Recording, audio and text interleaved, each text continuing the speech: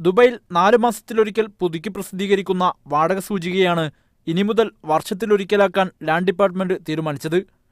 വർഷത്തിൽ 3 തവണ വാടക സൂചിക പുതുക്കുന്നതിലുള്ള പ്രായോഗിക തടസ്സങ്ങൾ പരിഗണിച്ചാണ് വർഷത്തിൽ ഒരിക്കലാക്കുവാൻ തീരുമാനിച്ചതെന്ന് അധികൃതർ വ്യക്തമാക്കി.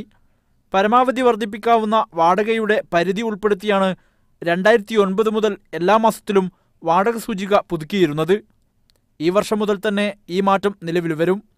4 മാസത്തിനുള്ളിൽ പ്രഖ്യാപിക്കുന്ന വാടക സൂചിക മുൻസൂചിക പ്രകാരമുള്ള പ്രയോജനം ഇടപാടുകാർക്ക് ലഭിക്കുന്നതിന് തടസ്സമാവുന്നുവെന്ന പരാതി ഉയർന്നതിനെ തുടർന്നാണ് ഇങ്ങനെയൊരു മാറ്റത്തിന് അധികൃതരെ പ്രേരിപ്പിച്ചത്.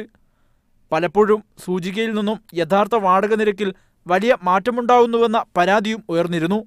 പുതിയ മാറ്റം ഇടപാടുകാർക്കാണ് ഗുണം ചെയ്യുകയെന്നും മാർക്കറ്റ് നിരക്ക് കുറഞ്ഞാലും ഉപഭോക്താക്കളിൽ നിന്ന് ഇടപാടുകാർക്ക് സൂചിക പ്രകാരം കൂടിയ വാടക ഈടാക്കാൻ അവസരമൊരുക്കുമെന്നും ചൂണ്ടിക്കാണിക്കപ്പെടുന്നു. Media 1, Dubai.